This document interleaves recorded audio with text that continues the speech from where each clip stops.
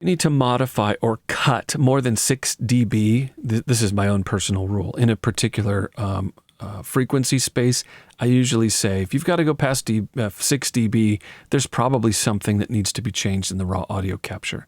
So this is the EQ work that I've done, and then I'm replenishing the energy, increasing the output of the EQ by 3 decibels.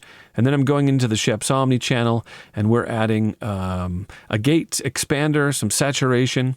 My first compressor is a VCA compressor, and it's got kind of a high 5-to-1 ratio. So the compressor is pretty strong, but the threshold isn't very low. It's only working on the very, very loudest peaks. It's taming those peaks and bringing it back to normal. So the first compressor is really just taming the loudest parts of the speech. I'm doing just a little bit of sweetening, reducing some of the 270 hertz boxiness, pushing up a few dB, that mid-range 833, and then we're adding just a touch of air at the top end. I've got 2 de-essers working kind of lightly here. One is in the 6800 space, and then we've got, I think this is 5.7K, but I'm using a high shelf here, so it's 5.7K and up. And again, I bet we're just getting maybe 3 to 6 dB of reduction every once in a while. And then I've got this last compressor is really vibe.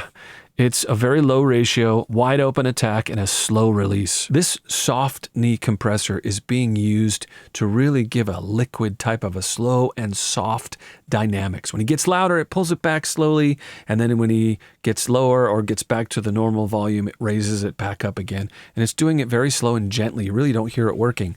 A soft knee compressor like the one here in the Schoeps Omni channel also gives a little bit of character. It has some color, they call it, which is a little bit of saturation and adds a bit of thickness.